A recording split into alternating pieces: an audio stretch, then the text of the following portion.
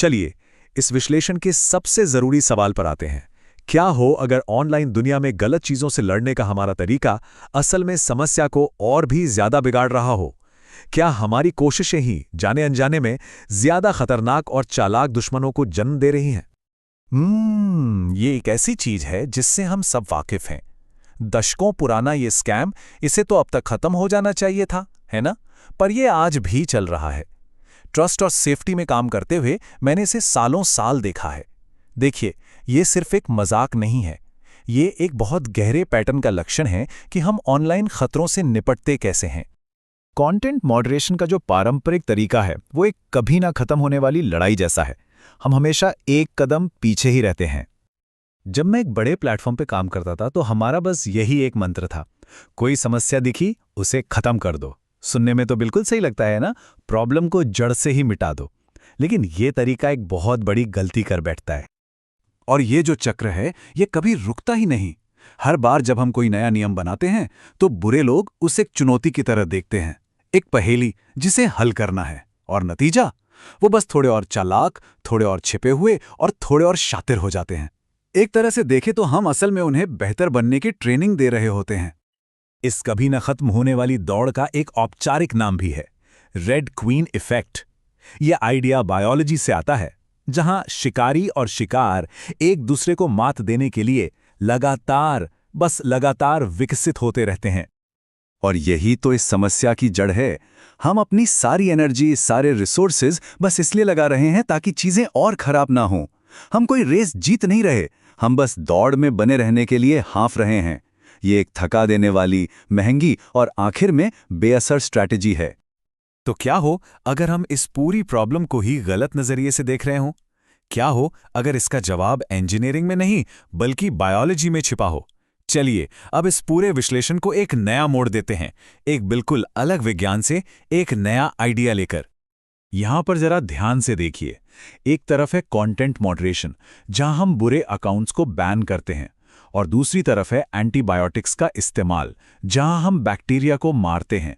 दोनों मामलों में हम सिर्फ सबसे कमजोर को खत्म कर रहे हैं और अनजाने में सबसे मजबूत को जिंदा रहने और भी मजबूत बनने का मौका दे रहे हैं। ये प्राकृतिक चयन यानी नेचुरल सिलेक्शन का सीधा साधा सिद्धांत है। जब हम एंटीबायोटिक्स लेते हैं तो हम उन बैक्टीरिया को मार देते हैं जो दवा के सामने कमजोर होते हैं, लेकिन जो थोड़े बहुत बच जाते हैं वो प्रतिरोधी होते हैं। फिर वो अपनी संख्या बढ़ाते हैं और देखते ही देखते हमारे पास सुपर बग्स की एक पूरी फौज होती है जिस पर उस एंटीबायोटिक का कोई असर नहीं होता। ये बात इस पूरी मिसाल को पुख्ता करती है। ऑनलाइन गलत काम करने वाले बिल्कुल बैक्टीरिया की तरह बस जिंदा रहना चाहते हैं। जब हम उन्हें बैन करते हैं तो हम एक तरह का दबाव बनाते हैं, और इस दबाव में सिर्फ वही बच पाते हैं जो हमारे नियमों से बच निकलें, जो ज्यादा चालाक हो, ज्यादा तेज हो। तो चलिए अब इसी बायोलॉजिकल नजरिए से डिजिटल दुनिया को देखते हैं और समझते हैं कि ये बुरे एक्टर्स आखिर कैसे विकसित हुए हैं। ये पूरा सफर देखिए। हमने शुरू किया था साधारण खराब अंग्रेजी वाले स्पैम ईमेल से, जो एक तरह के साधारण बैक्टीरिया थे, और आज हम खतरनाक सुपर बग्स का सामना कर रहे हैं। एआई से बने डीप फेक्स और बड़े बड़े देशों के समर्थन से चलने वाले गलत सूचना के नेटवर्क। हर बार जब हमने एक बड़ा हथौड़ा चलाया, वो एक मजबूत ढाल के साथ वापस आए। तो अब हमारे सामने दो रास्ते साफ हैं। एक है पुराना तरीका, यानी प्रवर्तन मॉडल। ये बस बीमारी के लक्षणों का इलाज करने जैसा है और मजबूत एंटीबायोटिक्स देते जाओ। दूसरा है इकोसिस्टम मॉडल, जो प्रोएक्टिव है।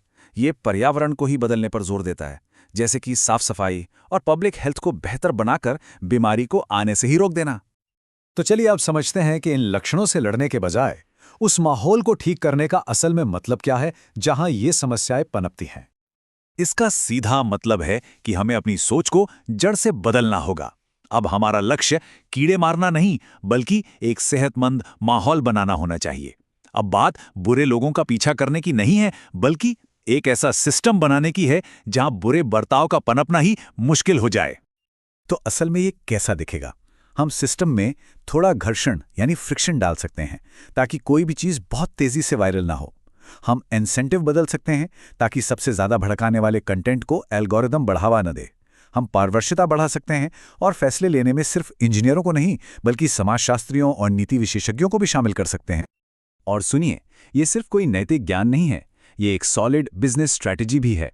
जैसा कि ये कोट कहता है, प्रोएक्टिव होने का मतलब सिर्फ बचाव करना नहीं है। इसका मतलब है एक ऐसा माहौल बनाना जो अपने आप में ज्यादा कीमती और ज्यादा मजबूत हो। तो चलिए अब इन सारी बातों को समेटते हैं और एक आखिरी, सोचने पर मजबूर कर देने वाले सवाल के साथ इसे खत्म करते हैं। तो बॉटम लाइन ये है, सबसे असरदार मॉडरेशन एक बड़ा हथौड़ा नहीं बल्कि बेहतर आर्किटेक्चर है।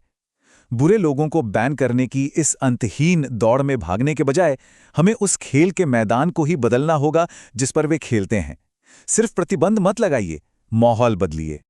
और ये हमें एक आखिरी और शायद सबसे अहम सवाल पर लाके छोड़ देता है। अगर हम इन डिजिटल जगहों को एक बगीचे की तरह देखना शुरू करें, तो ये कौन तय करेगा कि इस बगीचे में क्या उगेगा, क्या काटा जाएगा और इसकी देखभाल कैसे होगी?